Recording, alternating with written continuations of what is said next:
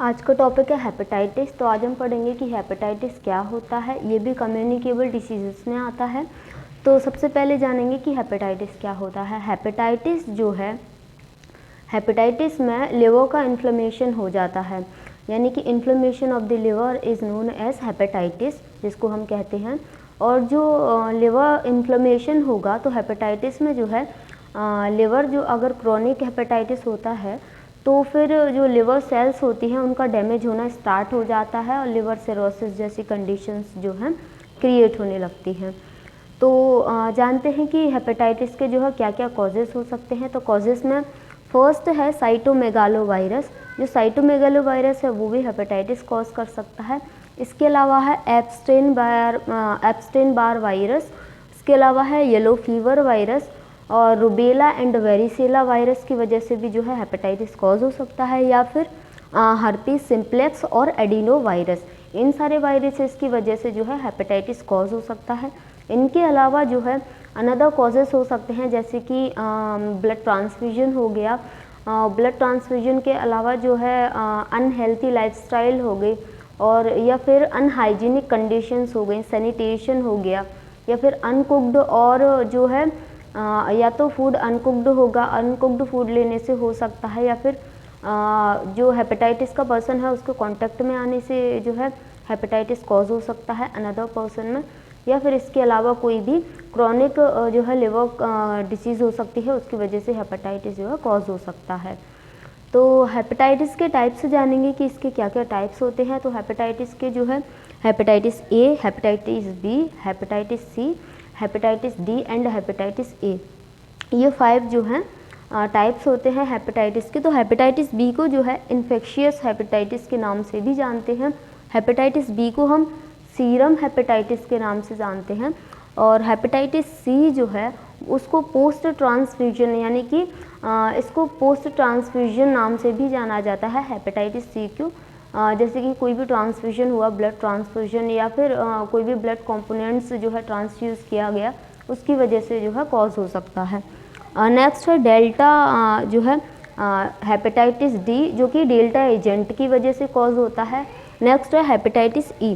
तो hepatitis E जो है इसमें एंट्रिक हेपेटाइटिस इसको कहते हैं। तो जानेंगे कि फर्स्ट है हेपेटाइटिस ए। हेपेटाइटिस ए क्या होता है। तो हेपेटाइटिस ए जो है, हेपेटाइटिस ए वायरस की वजह से कॉज होता है, जिसमें कि लिवर का इन्फ्लेमेशन हो जाता है। उसके बाद जो है लिवर सेल जो डैमेज होना स्टार्ट हो जाती है। इस कंडीशन को हम कहते हैं हेपेटाइटिस ए। तो हेपेटाइटिस ए के जो है रिस्क फैक्टर्स क्या क्या हो सकते हैं, यानी कि ऐसे कौन से लोग हैं जो हायर रिस्क में रहते हैं हेपेटाइटिस ए होने के। तो इसमें है कोई भी हेल्थ केयर पर्सनल हो गया। हेल्थ केयर पर्सनल में जैसे कि नर्सेज हो गए, डॉक्टर्स हो गए, तो वो पेशेंट के कांटेक्ट में आते हैं जिनको हेपेटाइटिस ए हो गया। तो अगर वो उनका ट्रीटमेंट करेंगे, उनको कांटेक्ट में आएंगे, तो वो भी हाई रिस्क में रहते हैं हेपेटाइटिस ए होने के। इसके अलावा जो भी जो फिज़िकल कांटेक्ट रखते हैं हेपेटाइटिस ए जिस पर्सन को है, उसके साथ में अगर फिज़िकल कांटेक्ट बनाते हैं, उसके थ्रू भी हेपेटाइटिस ए कॉज हो सकता है।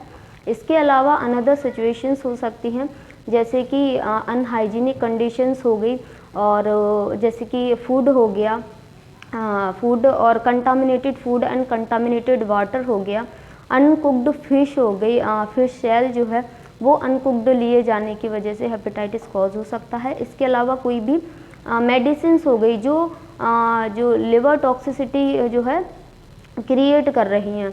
तो लिवर टॉक्सिसिटी जिन मेडिसिन से क्रिएट हो सकती है, उसकी वजह से भी हेपेटाइटिस जो आगे चल के कॉज हो सकता है। कोई भी लिवर सिरोसिस हो गया, लिवर कैंसर हो गया, उन सारी डिसीज़ कंडीशंस, क्रॉनिक डिसीजेस की वजह से भी ये कॉज हो सकता है। इसके अलावा हाई रिस्क में जो है वो लोग रहते हैं जो वैक्सीनेशन नहीं लेते हैं, और दूसरा जिनकी इम्यूनिटी बहुत ज़्यादा वीक होती है, उन लोग भी हायर रिस्क में रहते हैं हेपेटाइटिस होने के। तो नेक्स्ट है कि इसका क्या इंक्यूबेशन पीरियड होता है। तो इंक्यूबेशन पीरियड जो है इसका 15 to 45 डेज़ जो है इसका इंक्यूबेशन पीरियड होता है।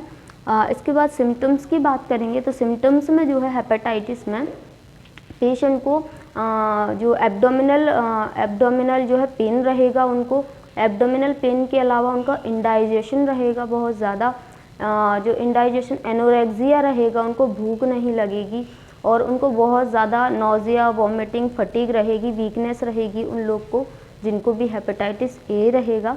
इसके अलावा कोई भी उनको अनदर डिसीज़ हो सकती है, अनदर सिम्टम्स उनमें शो हो सकते हैं।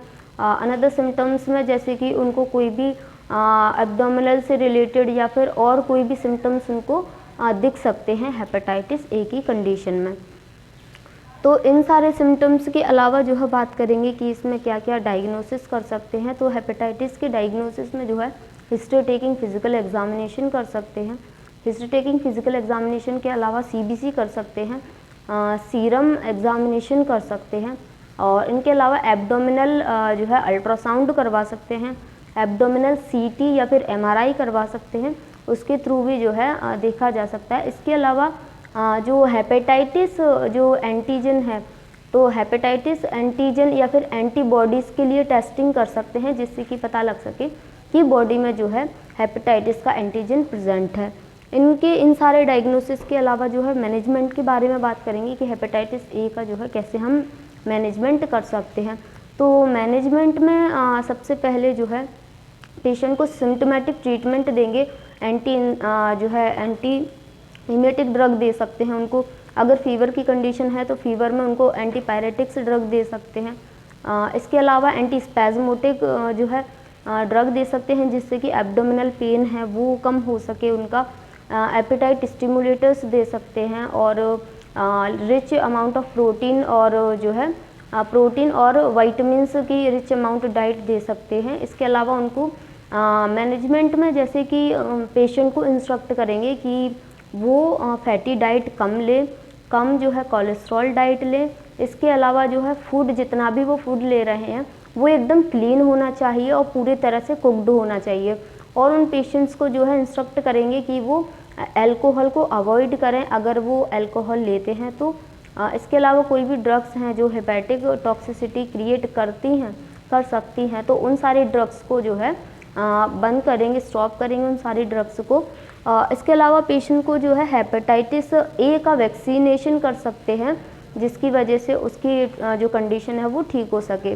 और जो भी हेपेटाइटिस ए के पेशेंट होंगे उनको ट्रीटमेंट करने से पहले जो है जो हेल्थ केयर पर्सनल्स हैं उनको जो है गाउन हो गया और जैसे मास्क हो गए, ग्लव्स हो गए, ये सारी चीज़ों को उनको वियर करना चाहिए जिससे कि जो हेपेटाइटिस है वो उनमें ट्रांसमिट ना हो। इसके अलावा पेशेंट्स को जो है इंस्ट्रक्ट करेंगे कि जैसे कि पेशेंट की फैमिली मेम्बर्स हैं उनको हेल्थ एजुकेशन देंगे।